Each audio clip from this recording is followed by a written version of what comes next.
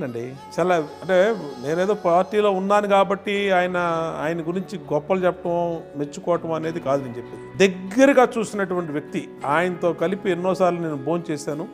అది ఆయన ఇంట్లో కావచ్చు, అనేక సందర్భాల్లో కావచ్చు, పార్టీ ఆఫీసులో, ఆయన కార్యాలయంలో ఆయన కష్టపడే తీరు అధికారంలో ఉన్నా లేకపోయినా, అంటే ఇంత వయసులో కూడా ఒక విజన్తో, ఎవడండి 20 సంవత్సరాల కిందట 20 సంవత్సరాల తర్వాత ఏం జరగబోతుంది, ఎలా ఉండాలని విజన్ డాక్యుమెంట్ ఎవడన్నా దేశ చరిత్రలో, ప్రపంచ చరిత్రలో ఎవడన్నా ఇచ్చాడండి?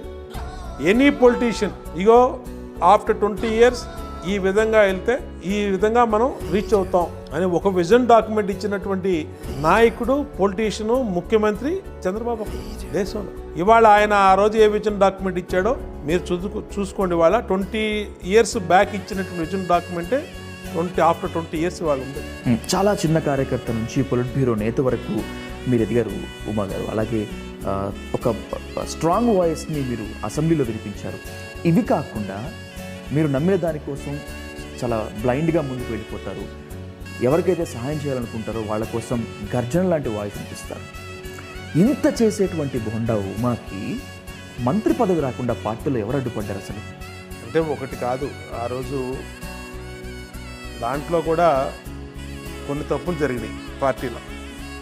ఎందుకంటే సొంత పార్టీలో ఉన్నవాళ్ళు, పార్టీ కోసం కష్టపడిన వాళ్ళు, పార్టీ కోసం లాయల్గా చంద్రబాబు గారి కోసం ప్రాణాలు అర్పించే లాంటి వాళ్ళు, మాలాంటి వాళ్ళు ఆ రోజున కొన్ని ఈక్వేషన్స్ అని, రకరకాల సామాజిక వర్గాలని, పనికి మాలినటువంటి ఈక్వేషన్ తీసుకొచ్చి పరాయి పార్టీల నుంచి తీసుకొచ్చిన వాళ్ళని మంత్రి చేశారు. ఇవాళ వాళ్ళు ఏమైపోయారు వాళ్ళు? ఇవాళ కష్టాల్లో ఉన్నాం. నువ్వు కష్టాల్లో ఉన్నప్పుడు తోడున్నది బోండా ఉమా లాంటి పాతోళ్ళు.